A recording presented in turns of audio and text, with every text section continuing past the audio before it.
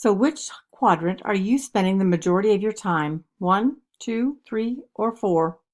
Since in reality we all spend some time in each quadrant, the key is to shift as much time as possible into quadrant 2.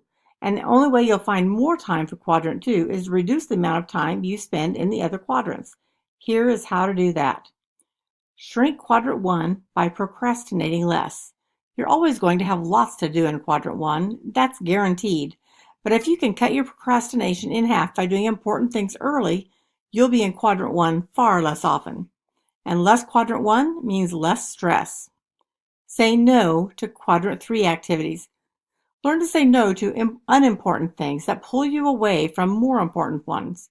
Don't be so interruptible. Trying to please everyone is like a dog trying to catch its tail.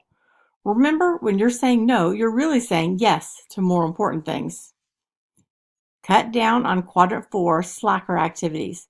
Don't stop doing these things, just do them less often. You don't have time to waste. Shift this time to quadrant 2. You need to relax and kick back, but remember, relaxation is quadrant 2. Excessive relaxation is quadrant 4. In addition to spending more time in quadrant 2, consider 2 other suggestions to help you better manage your time and put first things first. Start a calendar and plan weekly. Get a planner, and the school has provided you one. To start with, I highly recommend getting a planner or calendar on your computer, phone, on paper, whatever works for you.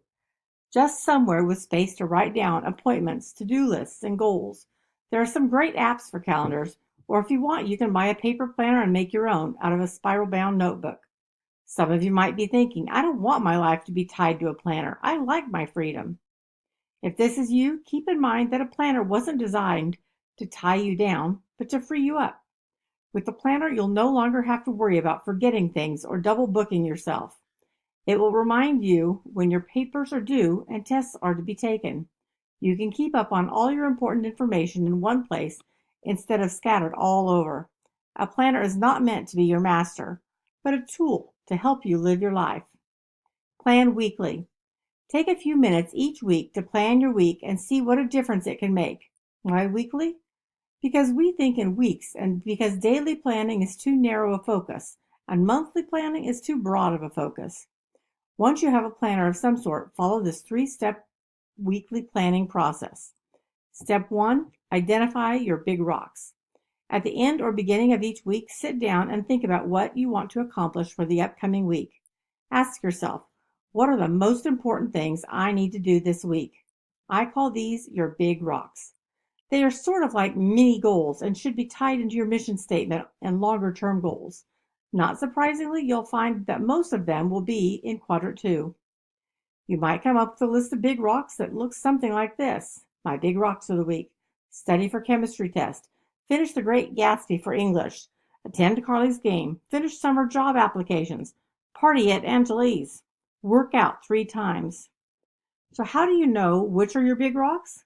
Well, think through the key roles of your life: student, friend, family member, employee, individual, and whatever else you do, and then come up with the 1 or 2 most important things you want to get done in each role. Planning your life around roles majorly helps you stay balanced. Role as a student. The big rock might be getting started on a history report. Role for a friend. Julia's birthday, and be more complimentary. Role as a family. Get your Mother's Day gift at the mall and call Grandma. Role as your job. Get to work on time.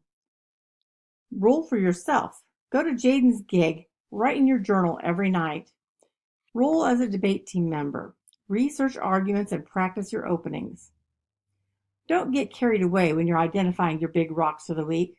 Although you may feel you have 40 big rocks that must get done, be realistic and narrow your focus to no more than 7 to 10. Step 2, block out time for those big rocks. Do you know the big rock experiment? You get a bucket and fill it half full of small pebbles.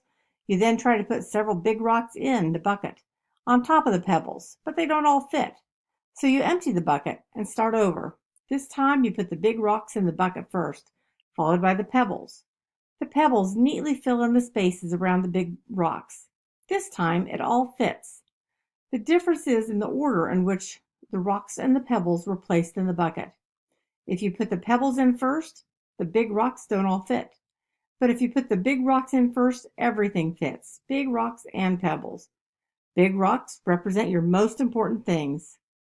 Pebbles represent all the little everyday things that suck up your time, such as chores, texting, errands, and interruptions. Moral of the story? If you don't schedule your big rocks first, they won't get done.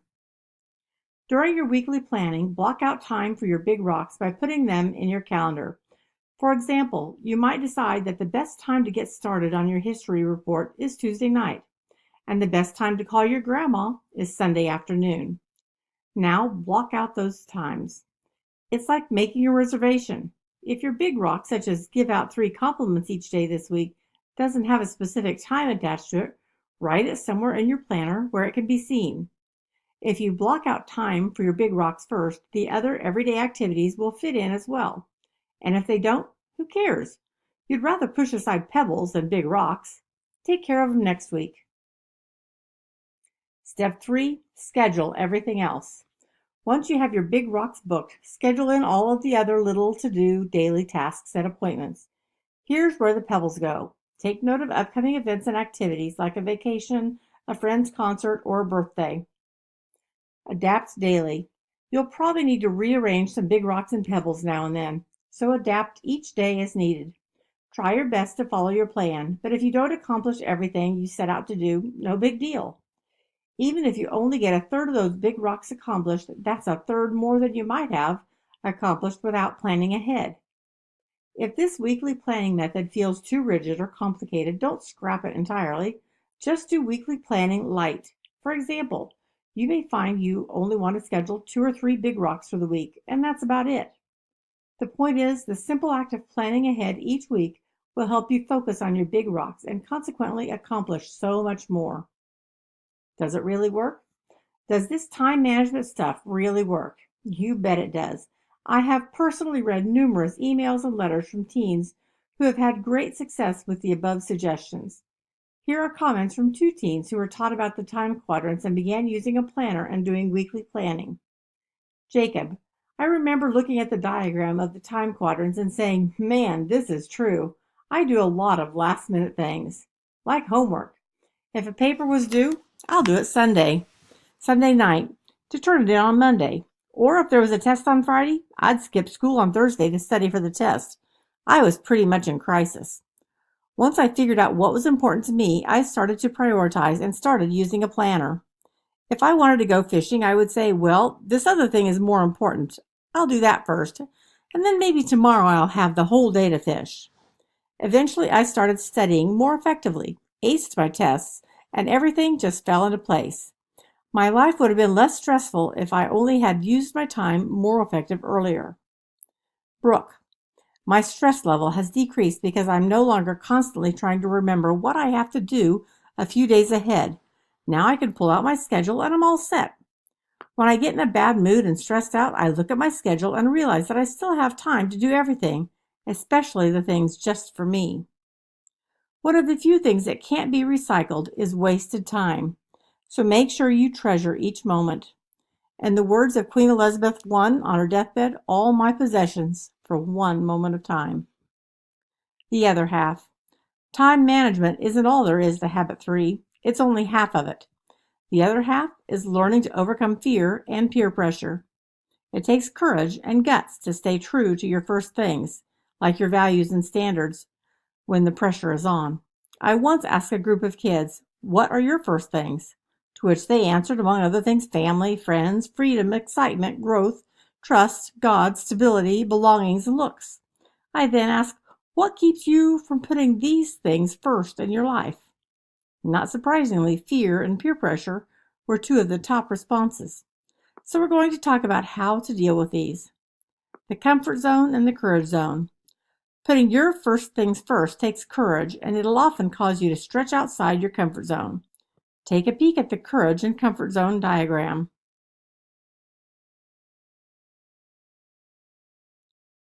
Your comfort zone represents things you're familiar with, your regular haunts, friends you're at ease with, activities you love doing. Your comfort zone's risk-free. It's easy. It doesn't cause you to stretch. Within these boundaries, we feel safe and secure. On the other hand, things like making new friends, speaking before a large audience, or sticking up for your values can totally freak you out. Welcome to the courage zone. Adventure, risk, and challenge included. Everything that makes us feel challenged, aka uncomfortable, is found here. In this territory awaits uncertainty, pressure, change, the possibility of failure. But it's also the place to go for opportunity and the only place in which you'll ever reach your full potential. You'll never reach it by hanging out in your comfort zone, that's for sure. What's that, you ask? What's so wrong about enjoying your comfort zone? Nothing. In fact, much of our time should be spent there. But there's something absolutely wrong with never venturing into unknown waters. You know as well as I do that people who seldom try new things or spread their wings live safe but boring lives. And who wants that? You miss 100% of the shots you never take, said hockey great Wayne Gretzky. Why not show some faith in yourself, take a risk, and parachute into your courage zone from time to time? Remember, the risk of riskless living is the greatest risk of all. It's not the mountain we conquer, but ourselves, from Edmund Hillary, first to climb Mount Everest. Never let your fears make your decisions. There are a lot of sick emotions in this world, but perhaps one of the worst is fear. When I think about all I failed to do in my life because my fears got the best of me, I ache inside. In high school, I had a crush on a cool girl named Sherry, but I never asked her out because my fears whispered, "She may not like you." I remember quitting my 7th grade football team after one practice because I was afraid of competition. I'll never forget contemplating running for a student body office, but chickening out because I was too scared of speaking in front of the whole school. Throughout my life, there have been classes I never took, friends I never made, and teams I never played for, all because of these ugly yet very real fears. I like how Shakespeare put it in Measure for Measure. Our doubts are traitors and make us lose the good we oft might win by fearing to attempt. My dad once told me something I've never forgotten. "Sean," he said, "never let your fears make your decisions. You make them." That really stuck with me. Think of all the heroic acts that have been accomplished by people who acted in the face of fear. Think of Nelson Mandela, who was instrumental in ending the oppressive apartheid system in South Africa. Mandela was in prison for 27 years, imagine that, for speaking out against apartheid before being elected as the first non-white president of South Africa. What if, because of his fears, he had never dared to fight the system? Or consider the underlying courage of Susan B. Anthony as she led the lone struggle that finally won women the right to vote under the U.S. Constitution. Or think of Winston Churchill, Prime Minister of England during World War II, who led the free world in his fight against Nazi Germany. What if, because of self-doubt, he had been faint-hearted during the war? Surely all great, risky deeds, whether by famous people or by everyday people, were accomplished in the face of fear. Acting in the face of fear will never be easy, but afterward, you'll always be glad you did it. During my senior year in college, I was short a few credits, and so I skimmed through this class schedule looking for something to fill the hours. When I came across private voice instruction, as in singing lessons, I thought, why not step outside my comfort zone and give it a try? I was careful to sign up for private lessons instead of group lessons because I didn't want to make a fool of myself by singing in front of other students. Things went fine until the end of the semester when my singing professor brought the shocking news. "By the way, Sean, have you decided which song you want to sing at the recital?" "What do you mean?" I asked in horror. "Well, the class requirements state that you have to sing at least one time in front of the other private voice students." "That would not be a good idea," I said emphatically. "Oh, it's no big deal. You'll do fine." Well, to me, it was a huge deal. The thought of singing in front of a group made me physically sick. How am I going to get out of this one, I thought. But I couldn't allow myself to do that because I had been speaking to various groups over the past year, advising them to never let fears make their decision. Now I was up to bat. "Courage, Sean," I kept rehearsing in my mind. "You've got to at least try."